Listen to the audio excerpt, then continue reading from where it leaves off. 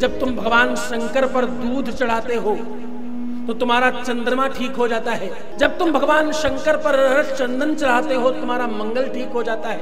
जब तुम भगवान शंकर पर बिलपत्र चढ़ाते हो तो बुध ठीक हो जाता है। जब भगवान शंकर पर तुम चंदन के साथ हल्दी मिलाकर केसर मिलाकर चढ़ाते हो अथवा चने की दाल चढ़ाते तुम्हारा गुरुवार ठीक हो जाता, बृहस्पति ठीक हो जाता। जब तुम दही चढ़ाते तो शुक्र ठीक हो जाता और जब तुम काले तिल चढ़ाते तो तुम्हारा शनि ठीक हो जाता। और जब तुम भगवान शंकर पर रखे हो वासुकी की पूजा करते हो, उसके सर्प पर जल चढ़ाते हो तो तुम्हारा राहु और केतु ठीक हो जाता है। हाँ, क्योंकि वो सर्प के ही बच्चे हैं दोनों, राहु और केतु। एक सर्पणी थी जो समुद्र में रहती थी, उसका नाम था सिंहिका। क्या नाम था? सिंहिका, जिसको भगवान हनुमान जी ने लंका जाते समय उसका वध किया था। उसका स्वभाव क्या था मालूम? उसका स्वभाव वैसा ही था जैसा राहु और केतु का स्वभाव है। राहु केतु खराब हो तो तुम्हारे जीवन में अवरोध आता है। राहु केतु खराब हो तुम्हारे जीवन में संकट आते हैं। राहु केतु खराब हो तो तुम्हारे काम रुकने लग जाते हैं। राहु केतु खराब हो तो तुम्हें किसी भी प्रकार से सुख नहीं मिलता। राहु केतु खराब हो तो तुम्हारा नाम खराब होता है। राहु केतु खराब हो तो तुम्हारा रूप गिरने लगता, तुम्हारे बाल झड़ने लगते और तुम्हारा जीवन में लोग अपयश करने लगते, तुम्हारे पीठ पीछे तुम्हारी बातचीत करते, तुम्हारी बुराइयां करते और तुम्हारे अपने तुम्हें छोड़कर चले जाते। राहु केतु खराब हो तो तुम्हारे प्रेम में बाधा आती है। राहु केतु खराब हो तो व्यापार चलते चलते रुक जाता है। राहु केतु खराब हो तो अधिकारी डांटने लग जाता है और आपसे नफरत करने लग जाता है। राहु केतु खराब हो तो नौकर चाकर तुम्हारा अहित करने लगते हैं और छोड़कर भाग जाते हैं। राहु केतु खराब हो तो घर में झगड़े होने लग जाते हैं। और ठीक करना हो तो भगवान शंकर के ऊपर दूध अथवा पंचामृत चढ़ाएं, सर्प के ऊपर से गिरने दें। ऐसा करने से राहु केतु ठीक हो जाते हैं। मात्र इतना सा उपाय करने से राहु केतु ठीक हो जाते हैं। पंचामृत अथवा दूध इस प्रकार से चढ़ाएं कि वो वासुकी के ऊपर से होता हुआ शंकर जी पर गिरे तो वो ठीक हो जाते हैं। बिल्कुल वैसा ही स्वभाव सिंहिका का था। गोस्वामी तुलसीदास जी लिख रहे हैं राहु केतु की माता जी के बारे में। बोले जीव जंतु जे गगन उड़ाही, जल बिलो के दिन के परछाई।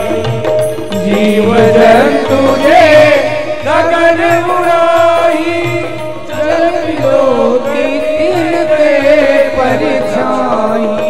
सोई छल हनुमान सन कीन्हा, तास कपट कपि सोई छल हनुमान कीन्हा, तास कपट कपि तुरतहि चीन्हा। छल हनुमान सन कीन्हा, तास कपट कपि तुरतहि चीन्हा। तास कपट कपि तुरतहि चीन्हा। तास कपट कपि तुरतहि चीन्हा। तास कपट कपि तुरतहि चीन्हा। ताहि मारि मारुत सुत बीरा, ताहि मारि मारुत सुत बीरा। वारिधि पार गयो मति धीरा।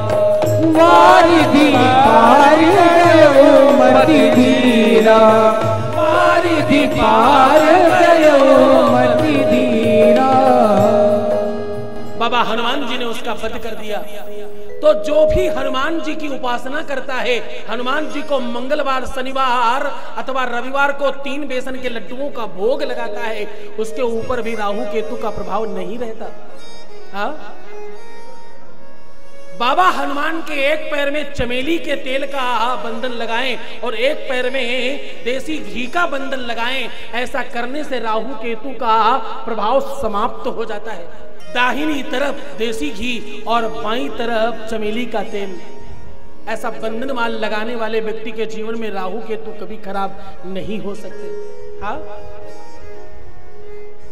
तो पहले जीवन के प्रभाव से इनके जीवन में क्या मिला? ये आनंद से राजा और किंग बनकर जन्म लिए हैं। इन्हें अपना पूर्व जन्म याद है, इसलिए इस जन्म में राजा दंभ अपने पूरे राज्य में सबको कहते हैं कि दीप दान करो।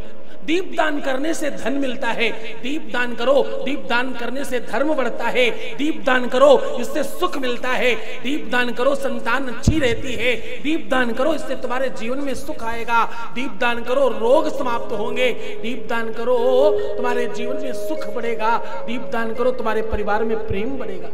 सबको बोलते और कर माफ कर देते जो दीप दान करता। इसके प्रभाव से राजा दंभ अगले जन्म में कुबेर बनकर जन्म लिए हैं। बोले कुबेर भगवान की जय। सौनकादिक ऋषि कहते हैं ऋषियों, सूत जी महाराज को प्रणाम किया। सूत जी महाराज कहते हैं ऋषियों, दीपदान का महत्व और महादेव की कृपा, महादेव की कृपा से लक्ष्मी मिलती और महादेव की कृपा से ही कुबेर का खजाना खुलता और एक सामान्य इंसान कुबेर बन जाता।